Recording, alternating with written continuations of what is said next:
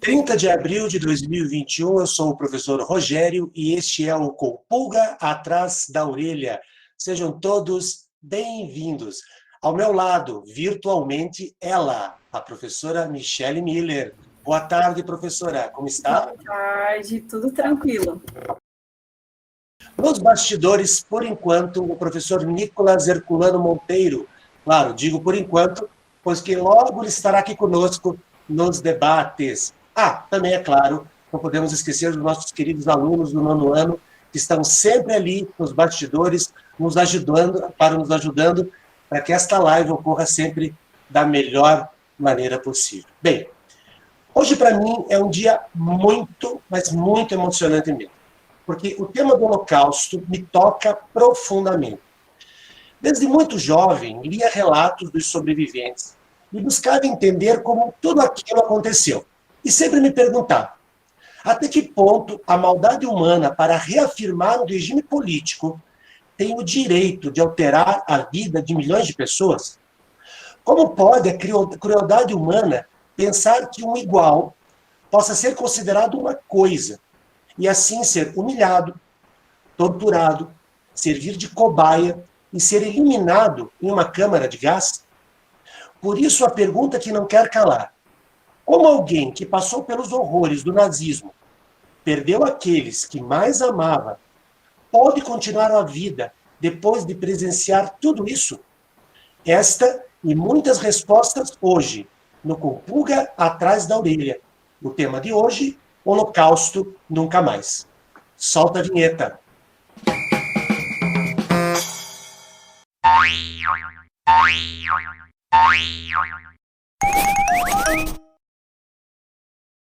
Hoje nós iremos conversar com a Roland Pauli Fischberg, nascida na Bélgica, e até os 5 anos de idade ela vivenciou um dos piores momentos do mundo, a Segunda Guerra Mundial. Roland e seus pais conseguiram emigrar para o Brasil em 1947, depois de muita dificuldade e perdas familiares. Após se instalar no Brasil, ela teve uma infância com muitos endereços, e em 1960 ela se casou, teve filhos. Durante a ditadura militar, a Roland sempre lutou pela democracia e por mudanças. Foi presa, teve graves problemas de saúde, mas nada parou essa mulher, gente. Incrível. Lutou até por uma lei que homenageasse as vítimas do Holocausto e os heróis que morreram no gueto da Varsóvia. Roland sempre foi uma mulher que lutou, participou de diversos movimentos políticos, sociais. A sua história, essa história incrível dessa pessoa maravilhosa que está aqui com a gente hoje, está na biografia Meus Companheiros de Viagem. Roland, seja muito bem-vinda, em primeiro lugar. Obrigada pelo privilégio de estar aqui com você.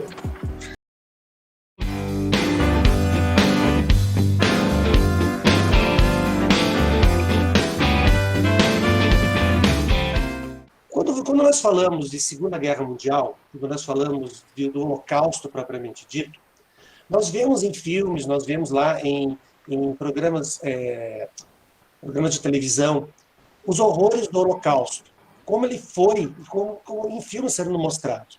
Mas, na sua opinião, como foi viver um dos momentos mais difíceis da história da humanidade, sendo tão pequena? Porque você era criança na época, né? Como foi viver isso? Boa tarde a todo mundo aí está me ouvindo, me vendo. Eu quero dizer o seguinte, que a história, para mim, ela não começa exatamente em 39 com o meu nascimento. Eu acho que a história da minha família começa a partir de 1938. Meu pai era nascido polonês, vivia radicado na Bélgica. Minha mãe, nascida na França, mas vivia na Bélgica. Mas a Bélgica, em momento nenhum, ela deu cidadania belga a algum judeu. É uma coisa incrível de falar. É nascido na Bélgica, mas a nacionalidade era sempre o país de origem. Então, no caso, o país de origem do meu pai era polonês. Então, a mulher tinha nascido na França, na verdade, ela era polonesa, porque o marido era polonês e os filhos nascidos na Bélgica, minha irmã primeiro, depois eu, mas nós éramos poloneses. E em 1938 já se falava da invasão da Polônia pelas tropas nazistas. E o exército da Polônia requisitou que todos os jovens que estavam para fora do país se apresentassem lá para lutar pela Polônia. Então, meu pai, em 1938, ele foi para a Polônia para poder lutar contra o nazismo, esperando o início da guerra. Mas, e nesse interim, teve a história da Kristallnacht, né, que foi a Noite dos Cristais,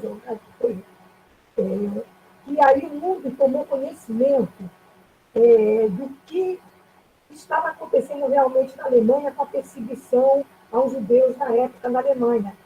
Foram destruídas suas lojas, seu comércio, as restrições que eles foram colocados de não poder mais ir para teatro, cinema, restaurante, né, essas coisas assim. Mas aí as pessoas que viviam fora da Alemanha tinham muito medo de que o país onde estavam morando fosse invadido pelos nazistas e que aquilo ocorresse novamente. Né? Então, já existia uma preocupação de todas as nações, depois de ter visto isso.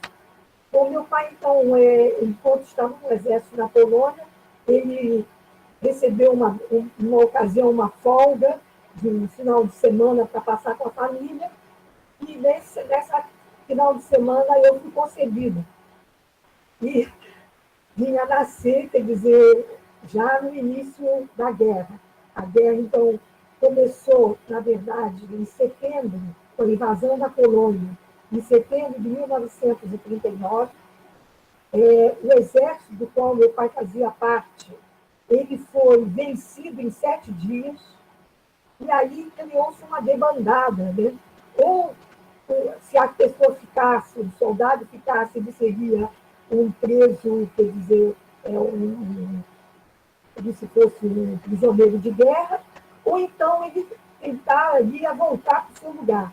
Então, meu pai tentou voltar para a Bélgica, junto com um tio meu, o tio Henri, irmão da minha mãe, e eles conseguiram chegar na Bélgica depois disso, somente em janeiro de 1940. E eu já tinha nascido em dezembro de 39. Quer dizer, meu pai só me conheceu um tempo depois. Quando meu pai chegou na Bélgica, ele e meu tio, eles se alistaram na Legião Estrangeira, mais no batalhão polonês, porque a Legião Estrangeira, ela é chamada estrangeira, ela era formada de vários batalhões de soldados que estavam fora do seu país, né?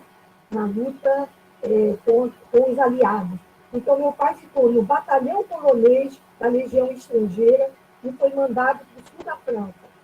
Então, já se falava da invasão dos Países Baixos, e logo depois da Polônia seriam invadidos os Países Baixos. Entre os Países Baixos estava a Bélgica, e então meu pai pegou e traçou um projeto de como a família deveria proceder. Eles vão chegar aqui, a Bélgica vai ser invadida, então vamos fazer um projeto, todo mundo vai para o sul da França. Eu estou indo para o batalhão e vocês vão depois. E ele tentou sensibilizar a família dele, do meu pai, a minha avó, que já era viúva, minha avó paterna, que tinha 11 filhos.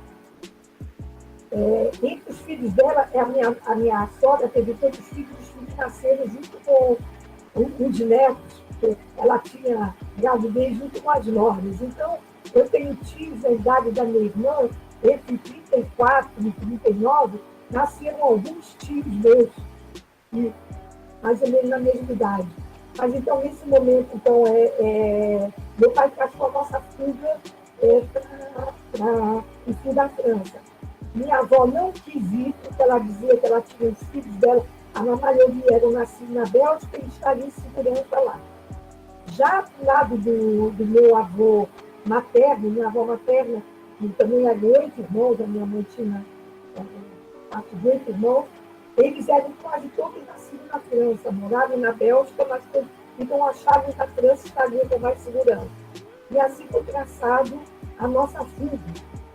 E em março de 1940 foi o dia derradeiro para que todo mundo pudesse sair do país com salvo-conduto dado pelo rei. E que o rei Leopoldo, ele viu que ele não tinha poderio militar para lutar contra as tropas nazistas, que eram um poderio, né? E aí ele negociou, ele se entregou e rendeu na condição de que deixasse até o mês de março, quem quisesse sair do país, poder sair. Então, nós saímos de lá, então, exatamente no último dia, que foi no domingo, dia 12 de março, inclusive dia das mães. E nós seguimos, meu avô tinha um caminhão de mudança, que trabalhava com os 2 filhos, com mudança, então nós tivemos um caminhão para seguir a viagem. E essa viagem, na verdade, ela foi feita pela estrada e começou o nosso caminho de fuga. Nesse nosso caminho de fuga, de lugar em lugar, foi até 1942. E em 1942, tivemos que, então, a última fuga foi para a Suíça. Eu acho que eu respondi mais ou menos a primeira parte, senão eu vou... Sim. Eu só queria complementar uma coisinha. A Bélgica ela foi invadida em maio de 1940 pelo exército nazista, né? Então você tinha 1 ano de idade. Isso, né? A família, quando você fala que fugiu, escapou, você está falando seus pais, sua irmã e você, é isso? Não, eu falo da família toda, ao tempo nós éramos 12. 12. Família da minha mãe com meu pai. Alguém da sua família ficou na Bélgica, que não conseguiu escapar? Nós saímos da Bélgica, quer dizer, meu pai, na verdade, meu pai e meu tio, todos eles estavam no exército, quer dizer, na Legião Estrangeira. Já tinham ido na frente, e nós saímos, então, no caso, 10 pessoas, incluindo ele e minha irmã, que éramos crianças. Tá. A ideia do Holocausto, a ideia tomada por os nazistas, Himmler e Göring, que são os idealizadores do Holocausto, eles pensaram na ideia da solução final a partir de 41 e 42. Você tem a certeza, com certeza, você imagina o seguinte: se você tivesse ficado na Bélgica, o que teria acontecido com vocês? O que aconteceu com a minha avó paterna.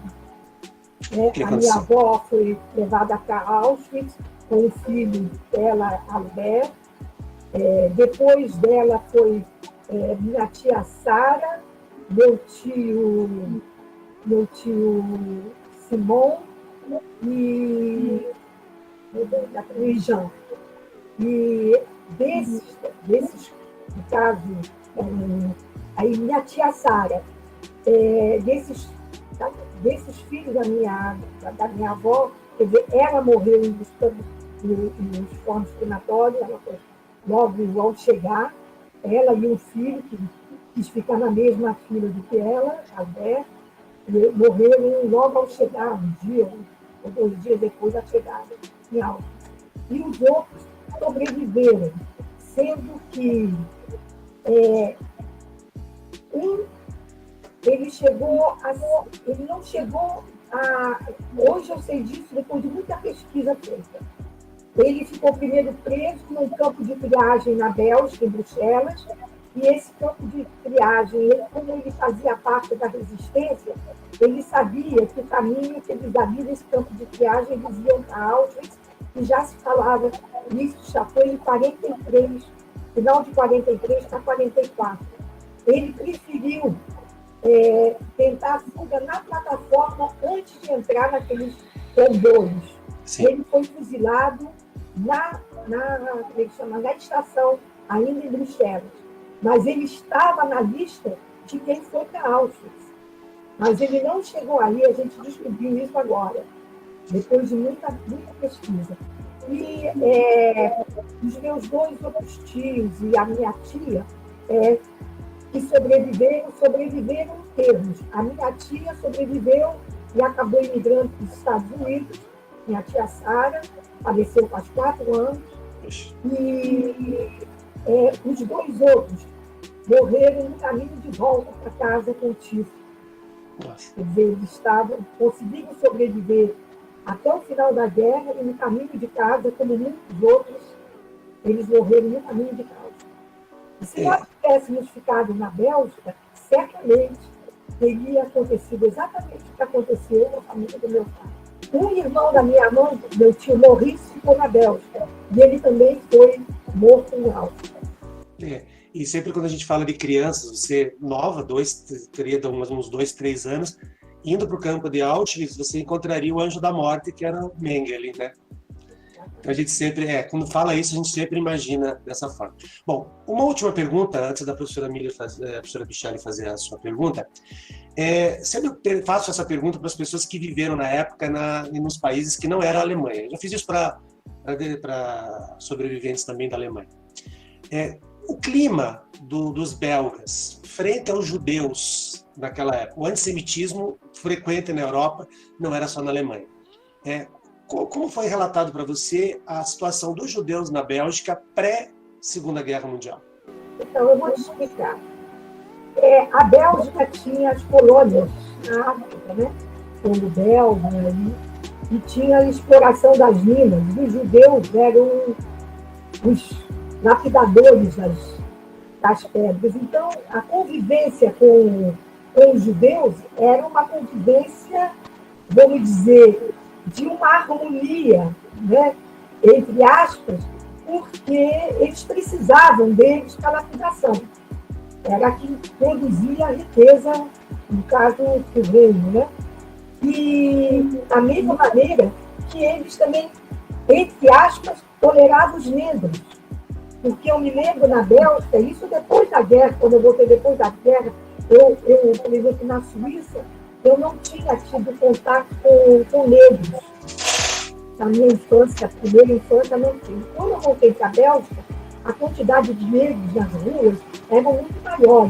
Mas eram negros diferentes do nosso negro misto, né? Mestiço aqui no Brasil.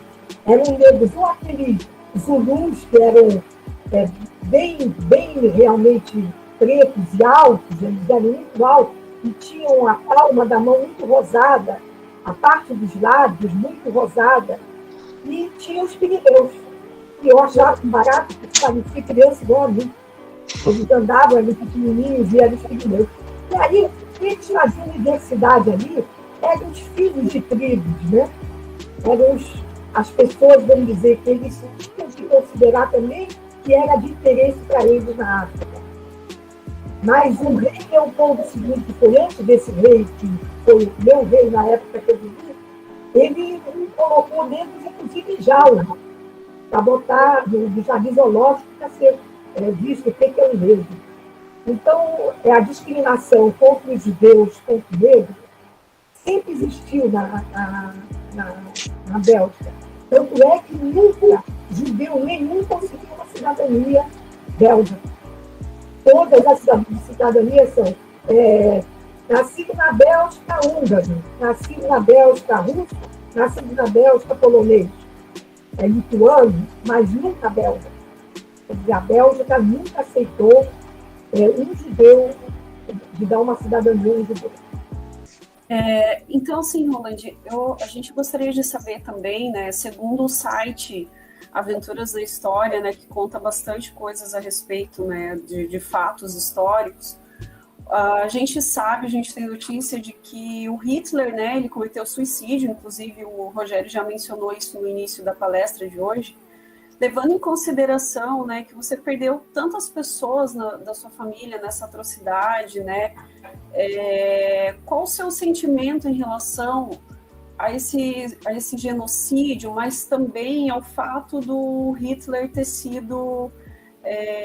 suicidado e não ter sido preso, pagar crimes, né? Qual o sentimento que fica, assim?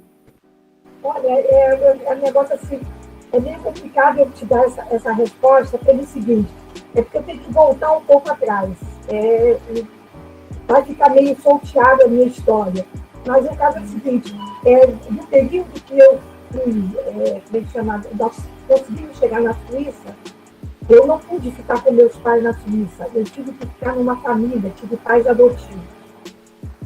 Esses meus pais adotivos, eles eram de religião protestante, mas eles sabiam que eles estavam comigo de uma forma provisória, que depois da guerra eu voltaria para viver com meus pais, que eram refugiados na Suíça.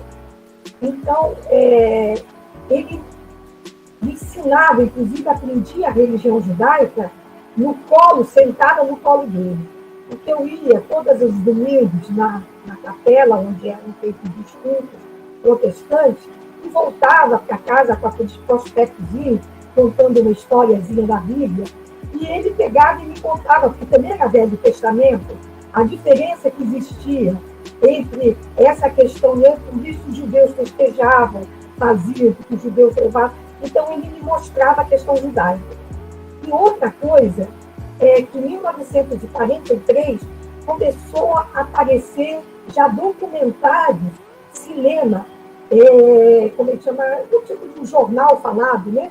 Que seria um jornal nacional aqui, né? Um jornal, então, via uma vez por semana, era um caminhãozinho que vinha com um projetor, parava num local onde tinha uma parede branca, e ele passava uma vez por semana, e passava de cidade em cidade mostrando os acontecimentos.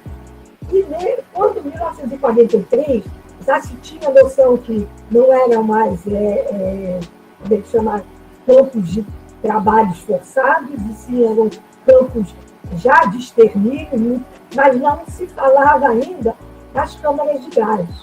Se falava de extermínio, de fuzilamento, enforcamento, fome, tortura, coisas nesse sentido. E ele fazia questão de frisar muito para mim: você não pode esquecer do que você está vendo.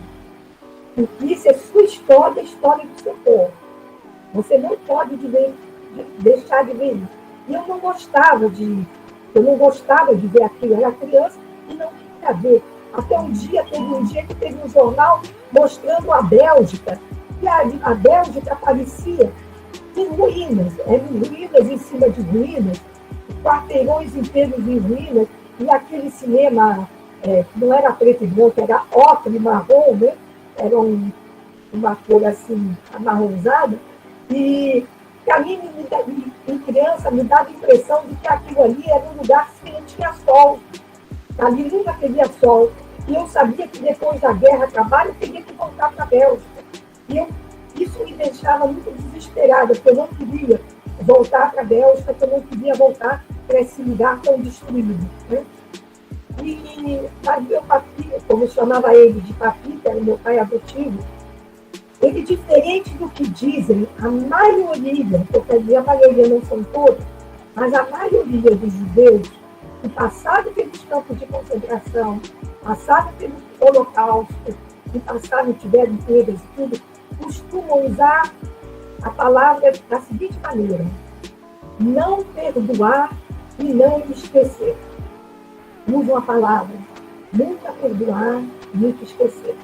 Mas eu aprendi diferente. A palavra que eu aprendi por esse meu pai adotivo foi assim: perdoar sim, esquecer jamais.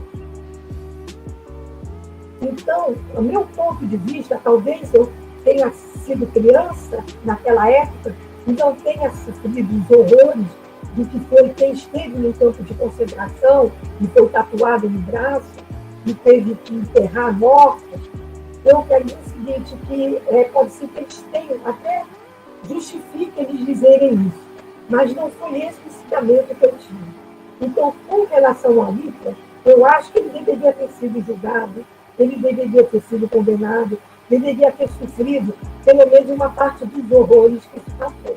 Mas eu acho que remoer o passado não vai trazer modificação em nada, entendeu? Eu acho que o que modifica, como dizia meu papi, o ódio não constrói, o que constrói é o amor. Então, eu acho que, nesse caso, o Hitler, ele, de uma forma ou outra, ele deve ter queimado lá no inferno, ele deve ter tido o castigo dele, quem sabe, lá no inferno, mas eu quero dizer o seguinte, que isso não vai alterar a minha história, e não vai alterar a história de outras pessoas. O fato dele ter se suicidado ou o fato dele ter sido julgado ou não. Ele foi um genocida, morreu, graças a Deus, mas eu quero dizer o seguinte, mas que fique por lá. Eu quero construir futuro. É certo. Bom, deixa eu só novamente explorar um pouquinho sobre a vida de vocês na Suíça, tá? A Suíça, como nós sabemos, ela estava neutra na Segunda Guerra Mundial, né? Era o paraíso financeiro tanto de nazistas quanto de aliados na Segunda Guerra. E muitos judeus, eles conseguiram ultrapassar a fronteira e ficaram na Suíça por muito tempo. Você lembra de alguma outra situação que você passou da Suíça enquanto refugiada? Porque o termo refugiado hoje, você sabe muito bem, ele é um termo pejorativo para muitas coisas, né? Especialmente na Europa. E como é ser um refugiado num país estrangeiro, no meio de uma guerra, no meio de um país onde a guerra está acontecendo em torno dele, né? E você está lá como refugiado? Como que foi? Eu vou te dizer, a Suíça, você sabe que são 3 cantões, o italiano, o alemão e o francês. Eu fiquei no cantão francês.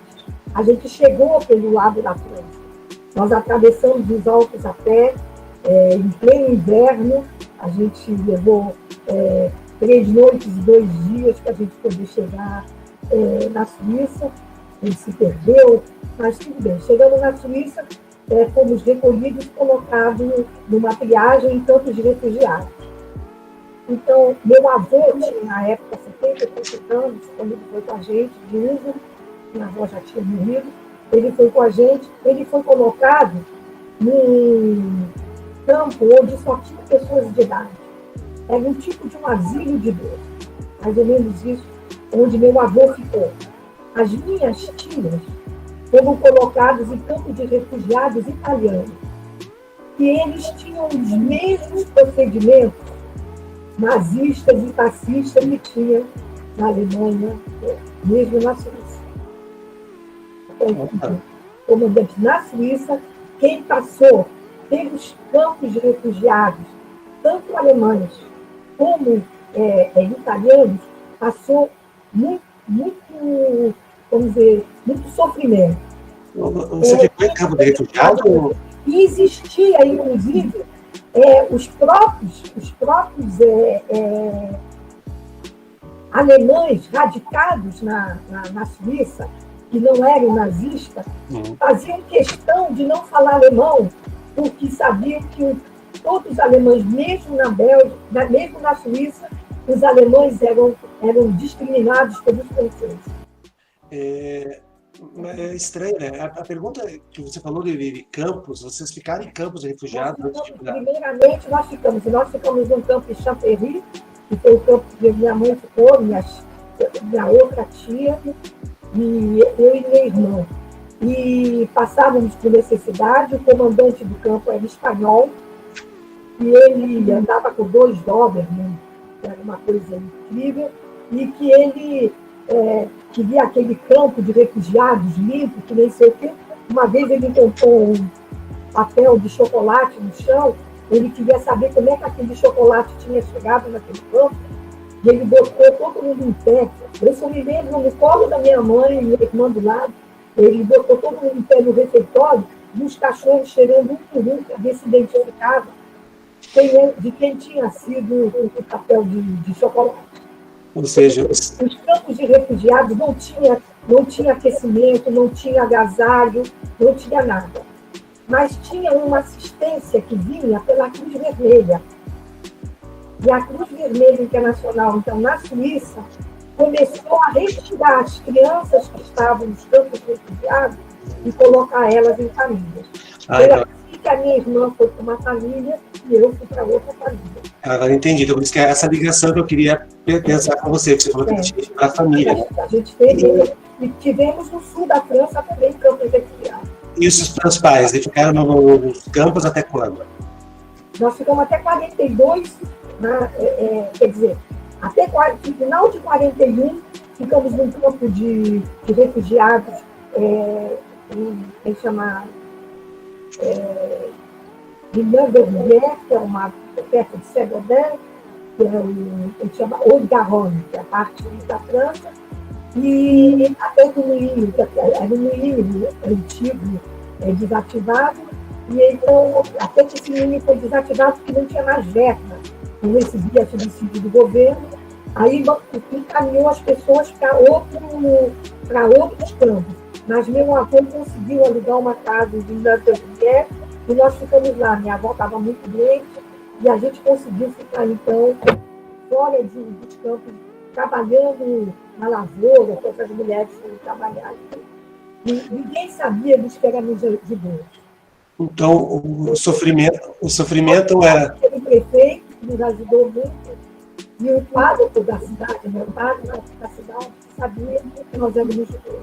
O resto, ninguém sabia que éramos judeus, até o dia que os alemães chegaram mesmo nas portas, praticamente, da cidade, e aí nós tivemos que fugir, não teve jeito, e fomos embora. Porque assim, quando você está na Suíça, as fronteiras da Suíça, elas são abertas, né? Tem locais assim, que é uma cidade do lado de um lago, atravessa uma ponte e está na Alemanha. Exatamente. Né?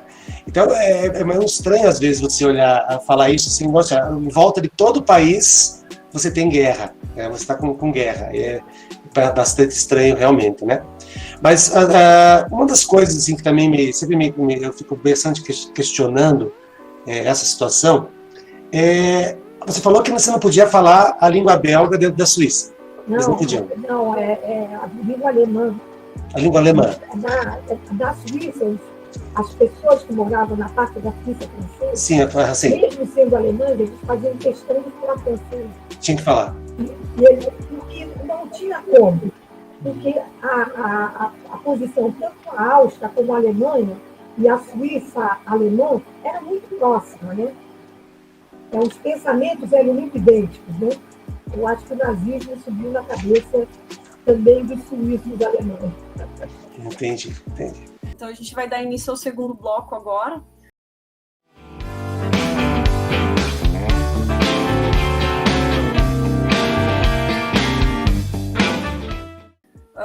A gente tem uma pergunta aqui. Durante a guerra, por quantos países, né, a senhora passou? Eu criança, eu só passei da Bélgica para a França, passei por várias cidades, para a França e da França para a Suíça. Término da guerra, voltamos para a Bélgica, como repatriado, voltamos para a Bélgica. Uma segunda pergunta que a gente tem aqui: você já teve muitos conhecidos, familiares que lutaram na guerra? Teve 6 anos, né? Teve 6 anos de guerra, como soldado.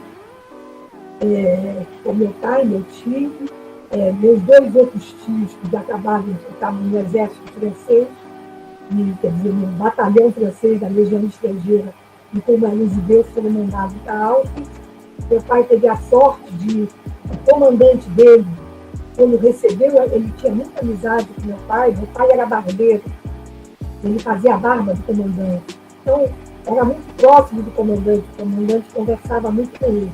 E aí, quando foi em 42, ele disse para o meu pai: eu recebi um comunicado que eu tenho que entregar a todos os judeus do meu batalhão. Eu vou te dar uma folga para você e para o seu cunhado, que era meu tio, né? O seu cunhado, vou dar 5 dias de folga para vocês. Vocês vão para casa e de lá, em 5 dias eu mando as patrulhas buscarem vocês. Então, dá teu jeito, filho. Então, me deu a chance do meu pai, foi assim que meu pai veio para a Suíça e a gente foi depois. Mas, então, pessoas que lutaram na guerra. Teve meus tios.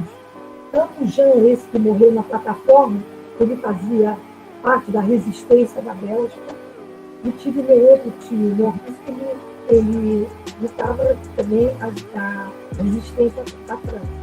E o outro tio, quer dizer, no caso, né, tio de sangue, casado com a irmã da minha mãe, né, quer dizer, cunhado da minha mãe, nós chamava de tio, meu tio Paulo, que ele foi fuzilado em praça pública pela milícia francesa, já no ano de 44.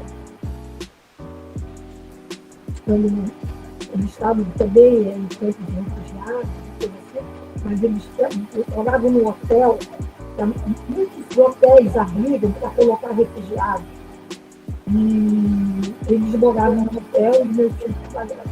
Ele foi tempo na hora que saía do trabalho, que tinha matado um oficial, ninguém se apresentava quem tinha morto o tal do oficial, e eles pegaram aleatoriamente 2 franceses e fuzilaram. E ele foi fuzilado. Então, fora de uma família, muita gente, a gente começar a pensar, tem muita gente que lutou contra nós.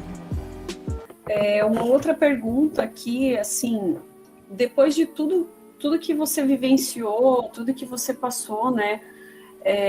Você enfrentou algum tipo de preconceito, né? Por ser, no seu caso, né? Você não era alemã, né? Mas quando você fala que você tem toda essa história, as pessoas te olham torto? A discriminação contra o judeu. Uhum. A discriminação, a gente foi uma coisa marcante na vida da gente, e quero dizer que não é muito, quer dizer, um pouco distante que essa juventude nova que está aí, certamente, participando desse debate. Mas eu, quando eu fui estudante, eu estudava em São Paulo, nos anos de 58, 59, da Fundação Álvares Penteado, que era uma escola de, vamos dizer, de elite, né?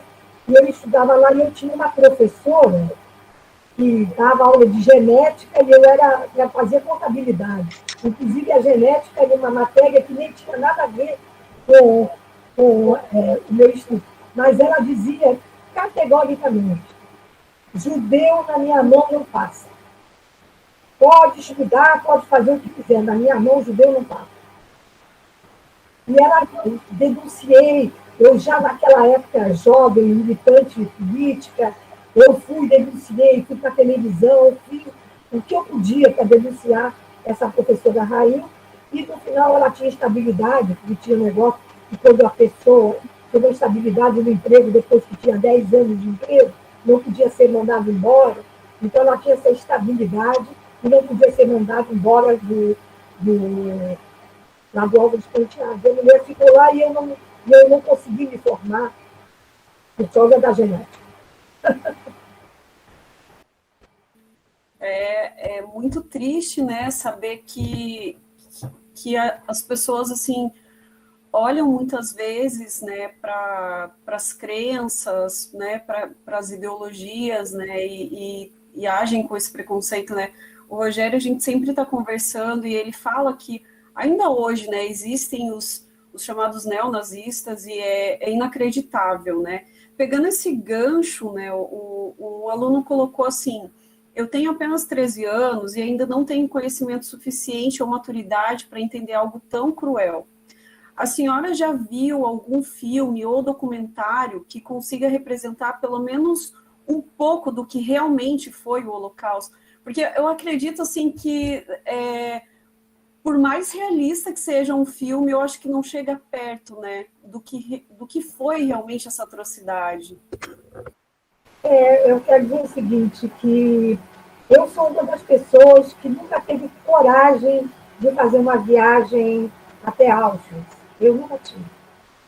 Eu já viajei muito, mas nunca cheguei a querer fazer esse tipo de viagem, que eu acho que eu não aguentaria, de saber que daquelas paredes passaram meus parentes, e passou. E a minha tia, que sobreviveu, minha tia Sara, ela sobreviveu porque ela foi uma das mulheres escolhidas pelo Mengele para fazer esterilização e fazer, como é que chama, experimentos. E ela conseguiu sobreviver, mas ela foi esterilizada por eles, né? É uma coisa assim, muito complicada. E ela conta, ela também escreveu um livro, só para esse pessoal mais jovem quer saber que isso existe, mas ela tinha medo de que nesses experimentos que estavam fazendo com ela fosse engravidar de alguma besta, de algum animal, de algum bicho qualquer que fosse. pelas experiências que eles faziam. Ela tinha medo do que ela ia, se ela engravidasse, o que ela ia gerar. Ela conta isso no livro dela.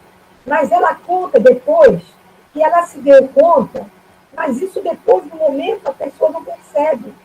Eles eram tão fracos, eles tinham tanta fraqueza, tanta inanição, que as mulheres não menstruavam.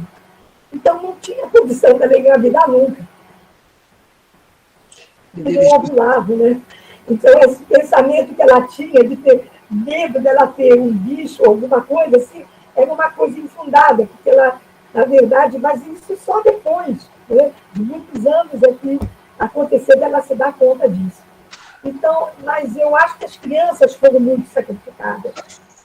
Eu quero dizer que esse menino está fazendo essa pergunta de 13 anos, eu quero, então, relatar para eles que os meus tios, que tinham a mesma idade do que eu, filhos da minha avó, eles foram colocados em orfanatos no período da guerra para serem salvos. A minha avó só ficou com um filho ao lado dela, alguns os outros que eram adultos. Os outros, que eram 4 crianças, ela colocou em orfanatos, para que eles pudessem sobreviver.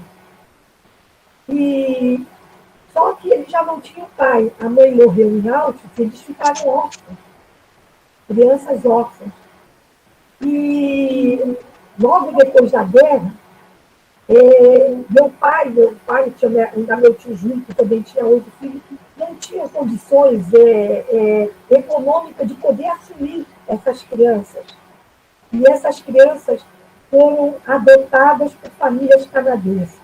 Quando o mundo inteiro não abria as fronteiras para aceitar os imigrantes, porque, na verdade, os refugiados que saíram dos campos de concentração, eles foram para campos de refugiados em várias partes da Europa, onde eles tinham o mesmo tipo de vida, com a única diferença que eles não eram maltratados. Mas também presos, também, e país nenhum aceitava que eles entrassem. E aí o Canadá faz uma boa ação, né, para o mundo dizer, nós aceitamos crianças. E o Canadá aceitou 1.300 crianças órfãs. Entre eles, esses meus 4 tios. Cada um adotado por uma família diferente do outro. Além das perdas da família, eles ainda também se perderam enquanto irmãos. Então, eu fui muito, muito afligida. Hoje, são pessoas maravilhosas. Eu já fui no Canadá, eles já vieram aqui. São pessoas maravilhosas, fizeram suas famílias, criaram seus filhos, mas foram crianças órfãs, maltratadas, e, vamos dizer, e divididas, né? Separadas, sabe, de suas famílias, de qualquer elo de família. Deixa eu fazer uma pergunta, Rolando. Você estava falando da sua tia que sofreu nas mãos do Mengele, é isso? Sim. Ela vivia até que que ano que ela faleceu? Ela faleceu, eu acho que faz 4 anos que ela faleceu. Em Texas. Ela soube, então, que o Mengele ele morreu aqui no Brasil? Ela soube dessa história? Ah, sim. E o que ela falou?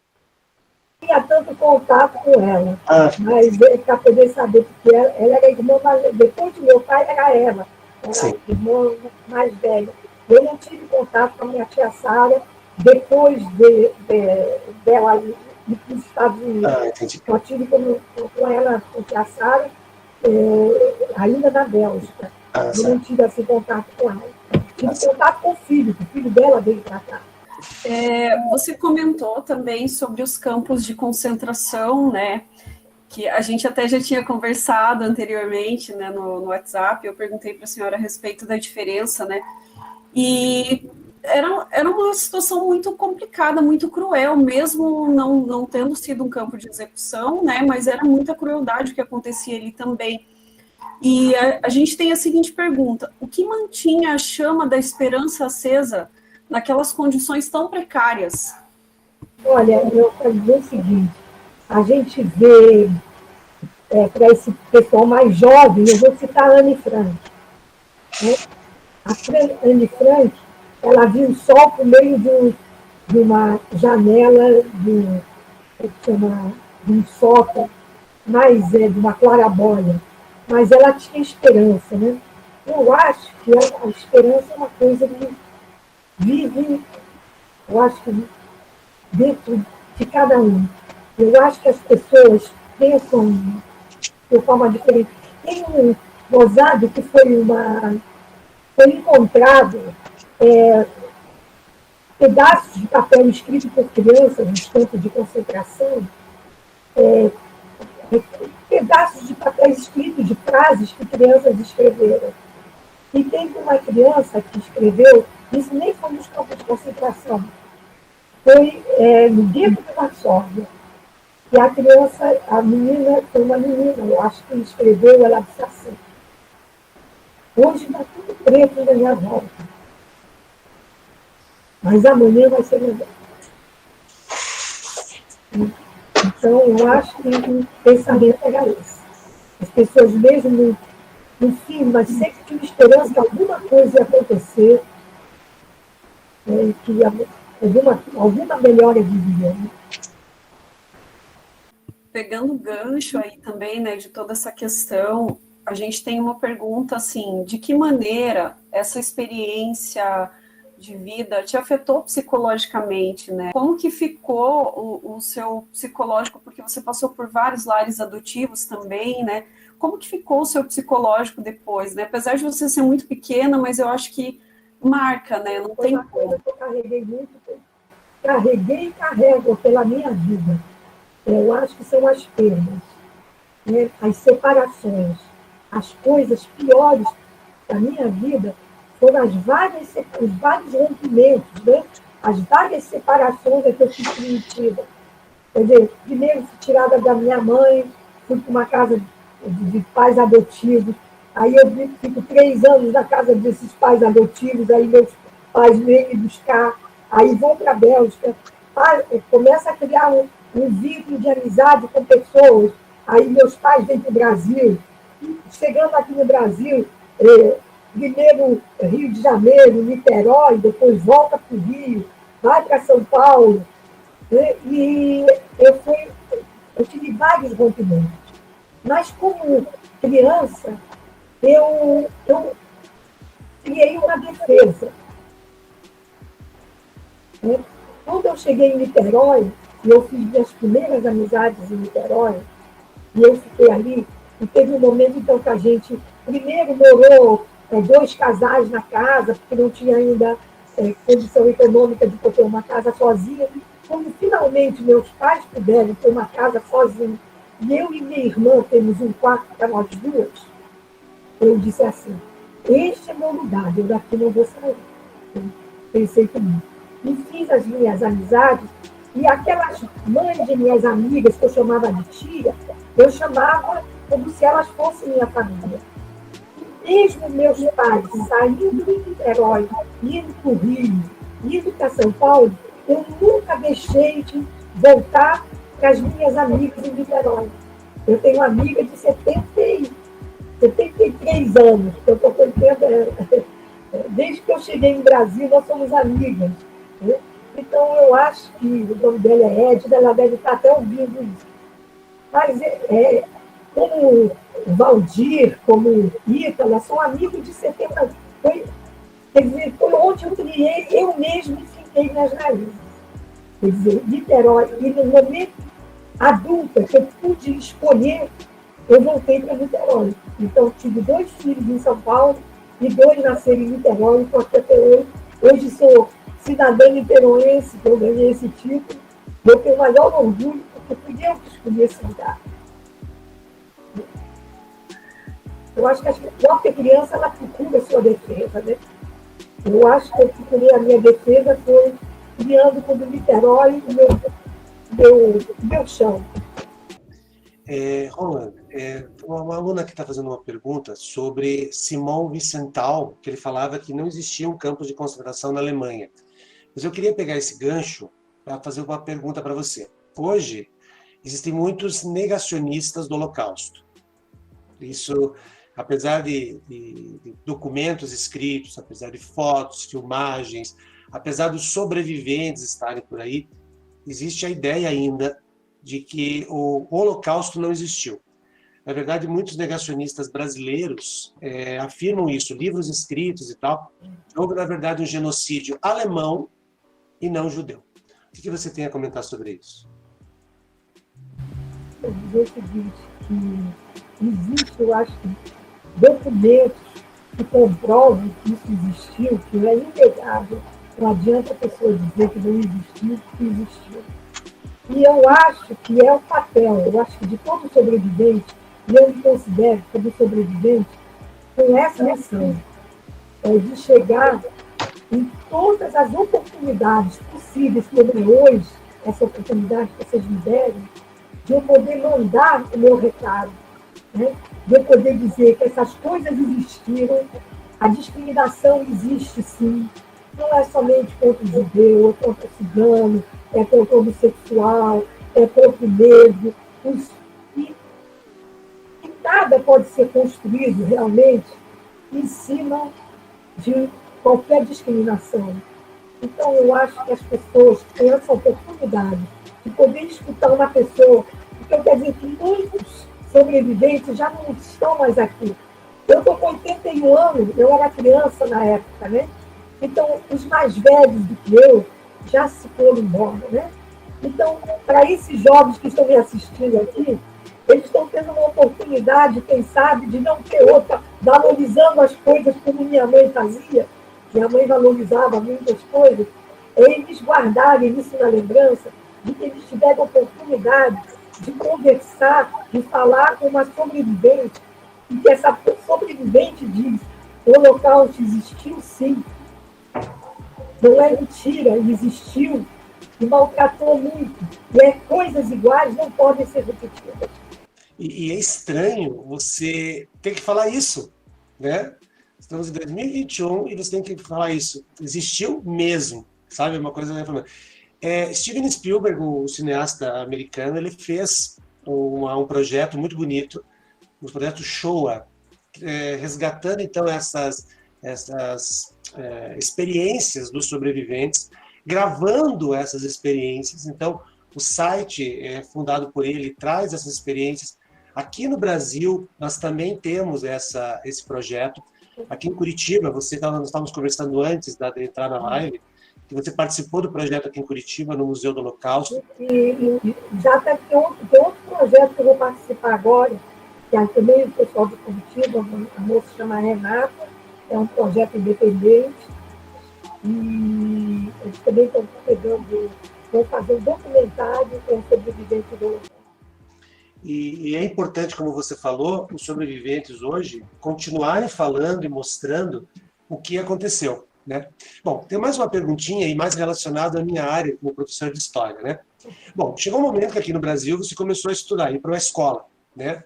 E com o passar do tempo, os livros de história começaram a trazer as informações da Segunda Guerra. Começaram a trazer sobre o Holocausto, sobre os judeus, sobre Hitler e toda aquela história da Segunda Guerra. Como foi para você estudar essa parte da história, sendo que você era uma das personagens dessa história? Olha, eu peguei o seguinte, eu não cheguei a pegar, como estudante, essa parte, eu já peguei ela como adulta. Uhum. E eu, então, quero dizer o seguinte, que eu também solicitei, aqui na época, eu era o presidente da Câmara, era vereador Tagueira, e eu pedi para que ele fizesse uma lei que fosse obrigado o estudo nas escolas municipais de Niterói, que fosse o estudo do Holocausto. E a lei existe em Niterói, feita por ele, e como também consegui com outro vereador, né, que era o presidente da Câmara na época, o João Vicente Filho, fazer com que o primeiro município do Brasil que transformou em lei a data em homenagem às vítimas do Holocausto. Então, a minha participação nisso é assim, toda vez que a gente faz uma exposição, um evento no dia 19 de abril, ou próxima data, né, vai sempre em abril, a gente faz A gente faz uma exposição sobre questão do Holocausto. E essa exposição, depois, ela se torna itinerante. E ela viaja por várias escolas. Eu costumo acompanhar as exposições. Eu e outras pessoas, tinha comigo a minha prima que faleceu agora em dezembro, Madeleine, que ela ia junto comigo. Tem a Sofia Débora Levi, que hoje é a coordenadora do meu livro, do meu segundo livro.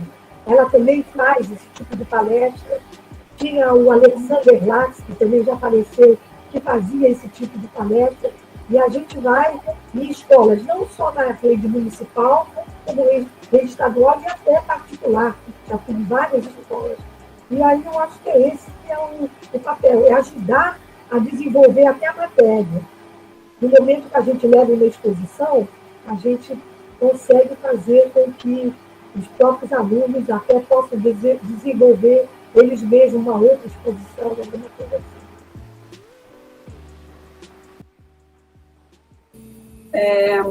Eu gostaria de fazer uma última pergunta, né? Sobre aquele médico que fazia experimentos, eu sempre esqueço o nome dele, né? Rogério, me ajuda a lembrar, por favor? Joseph Mengele. Isso. Eu vi vários documentários, inclusive, né? Ele fazia experimentos principalmente com gêmeos, né? Algumas atrocidades. Teve alguém próximo que você teve conhecimento, né, da sua família, ou algum conhecido da sua família que passou por esses experimentos? Você contou uma história também, né, a respeito. Mas teve alguém, assim, gêmeos, que passou por alguma experiência? Então, nesse livro da minha tia, ela conta que, porque a gente tem uma ideia assim, diferente, aí a gente pensa assim, porque aqueles oficiais nazistas, aqueles soldados nazistas, eles abusavam das mulheres. Não abusavam. É mentira. Ela conta no livro dela, ela explica isso. Eles tinham tamanho asco, tamanho nojo de judeu, que eles nunca deitariam com uma mulher judia. O que existia eram os capos, aqueles caras que trabalhavam, ajudavam os alemães para poder sobreviver, chamado de capos, e que eu não posso nem julgar, dizer se eles estavam certo ou errado, que eles estavam lutando também para sobreviver, mas que eles davam para ele o benefício de eles poderem abusarem das mulheres. Não era o alemão, não era o soldado alemão, o nazista que abusava das mulheres, não.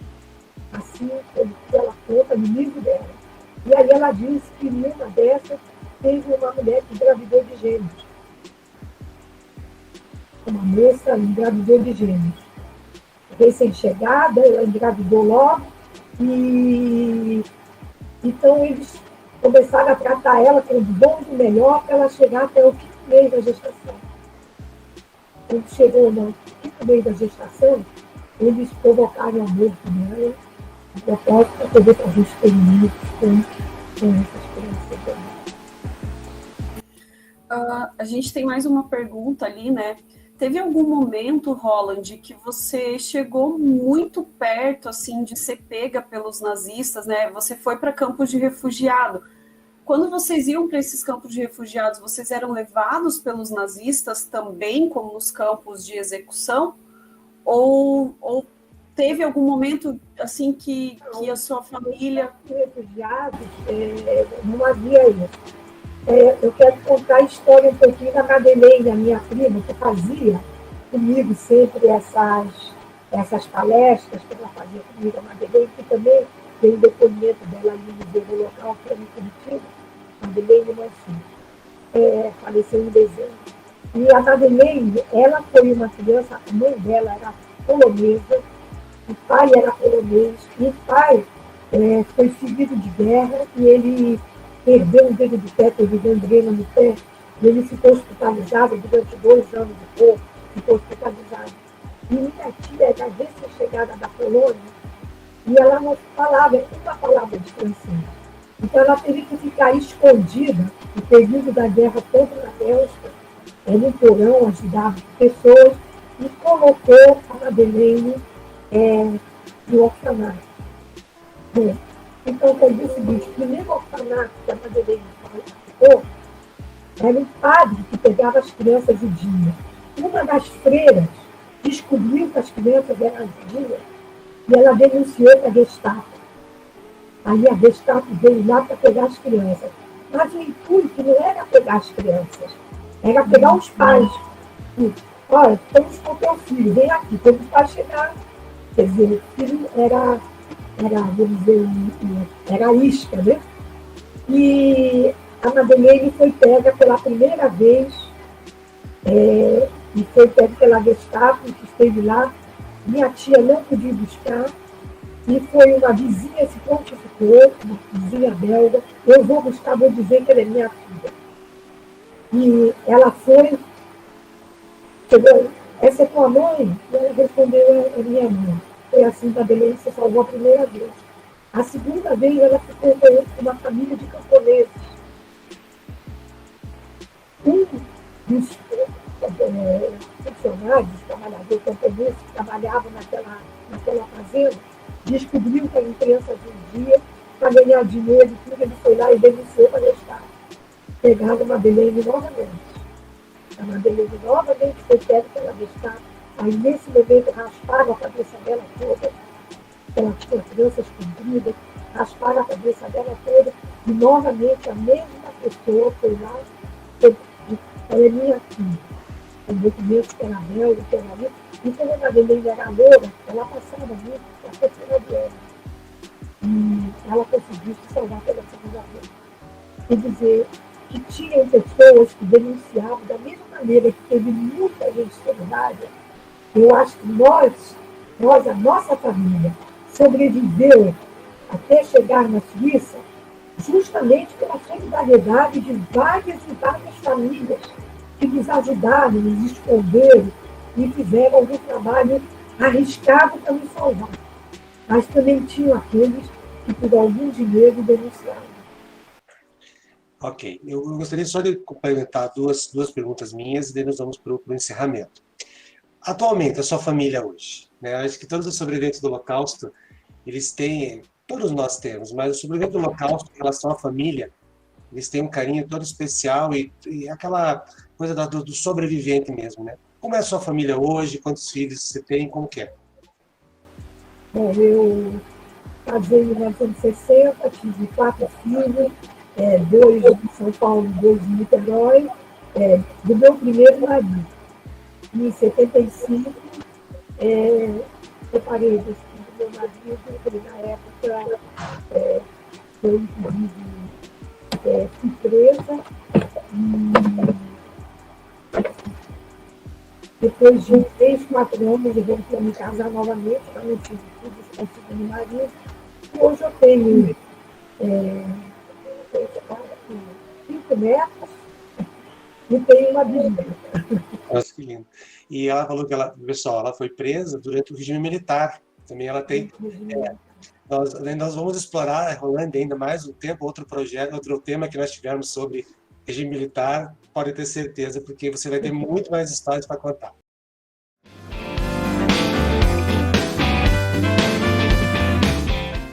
Queria que você falasse um pouquinho dos teus 2 livros que você que publicou, né? E como que nós podemos conseguir esses livros também. Esse foi o meu livro, meus companheiros de viagem. Essa é foto minha com o meu passaporte, quando eu vim para a frente e verso é o meu passaporte. Eu chamei esse livro de meus companheiros de viagem porque não era somente a minha história que eu contava, não era somente da minha família.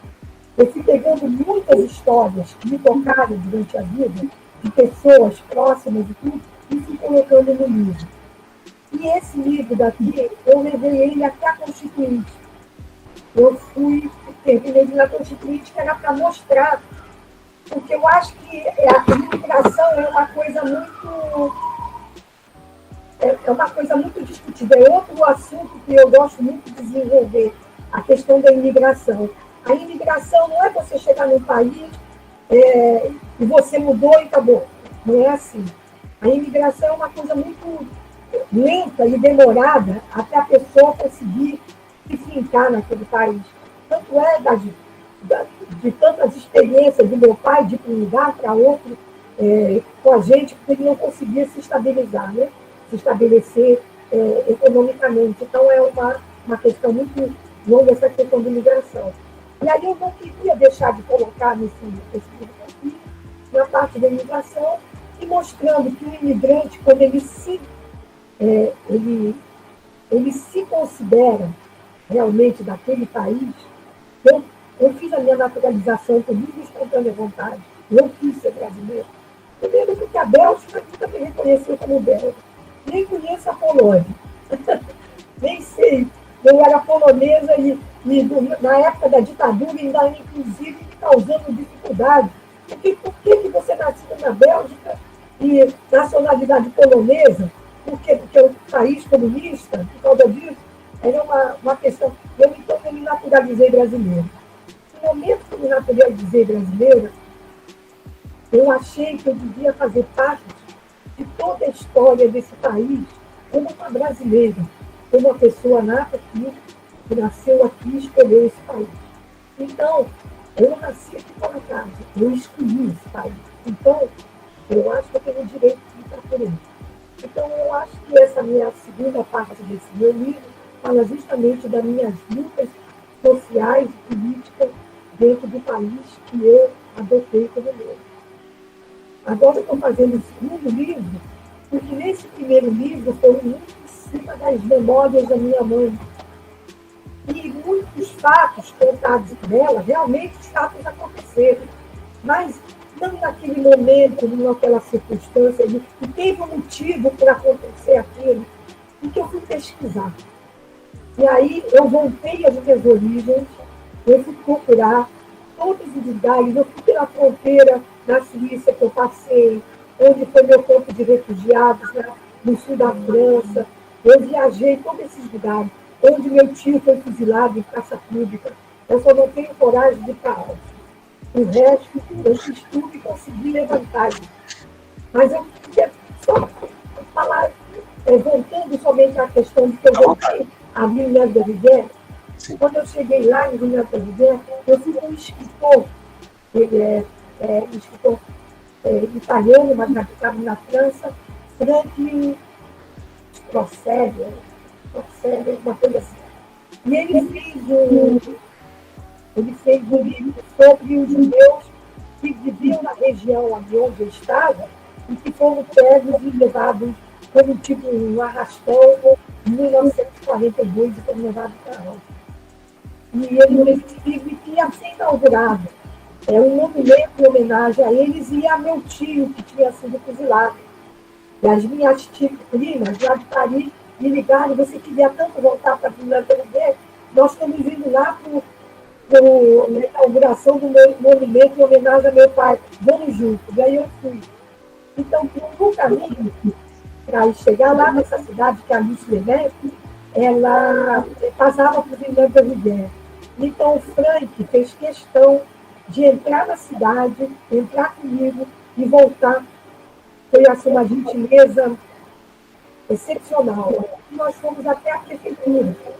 Quando chegamos na prefeitura, estava atendendo, a prefeitura atendendo uma parte cultural, não sei o quê. Aqui esperei a minha vez. Aí eu disse, se eu quiser saber se vocês poderiam me dizer aonde fica o menino, onde foi o campo de refugiados que eu fiquei durante a guerra. Sabe qual foi a resposta? Guerra? Aqui a guerra nem passou. Nossa. Incrível, né? A guerra nem passou por aqui. E aí eu tinha a fotografia que eu tenho no meu livro, que é justamente desse vinho e a gente, toda a família, foi a última foto onde tem os donos da família juntos. E eu mostrei.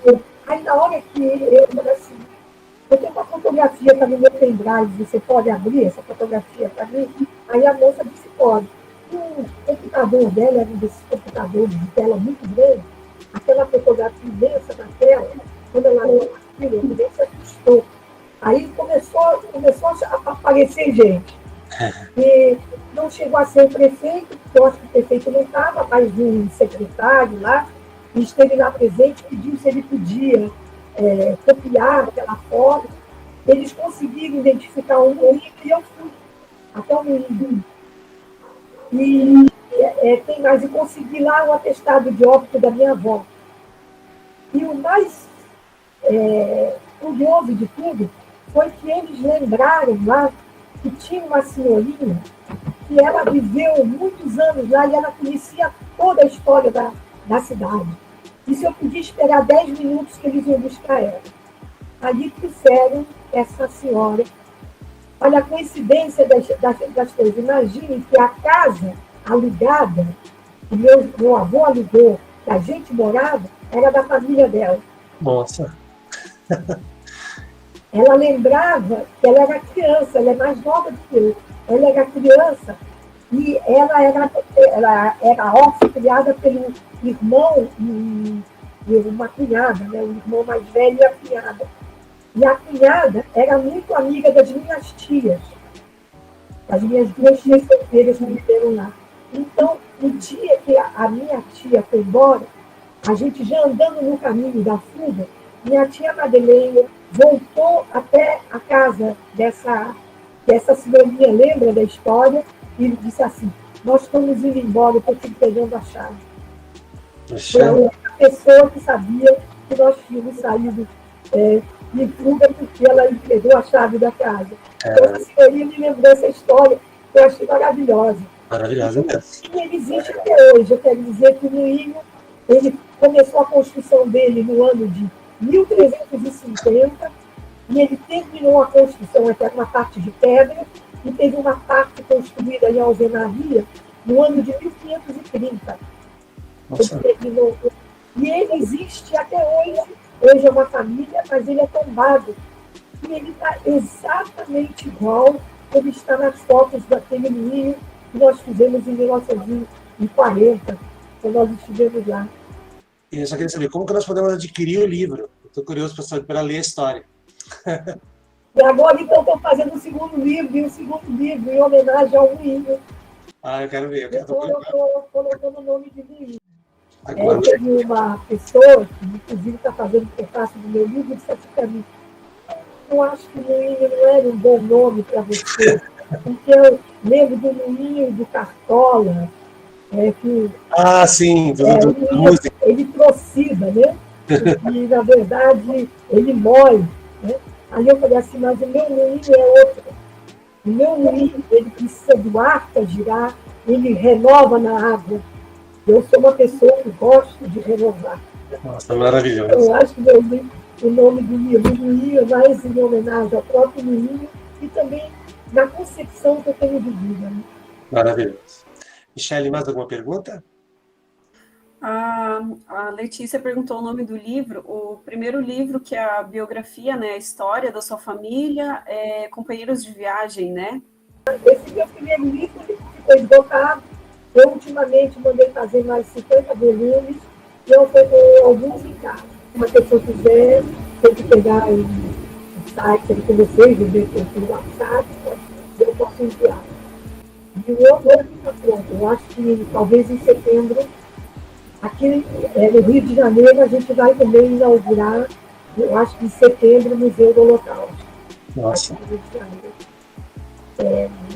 O Museu do Parmado, então, a parte externa já está concluída, já está sendo trabalhada a partir das exposições de técnica. Eu gostaria muito de ter, na mesma ocasião, um sinalzinho no museu, né? E também eu tenho parte da minha biografia lá. Então, quem sabe eu poder ter esse amor de próprio. É um sonho. Mas como eu sonho muito e tento realizar, quem sabe eu realizo esse sonho também. E já realizou muito, né? Muito mesmo. Sonho e realiza. Gente, muito bem. Infelizmente, estamos chegando ao fim da nossa live. Poderíamos, claro, ficar aqui falando por muitas e muitas horas ouvindo a história da Rolândia, mas o tempo sempre é cruel. Muito obrigado à nossa convidada.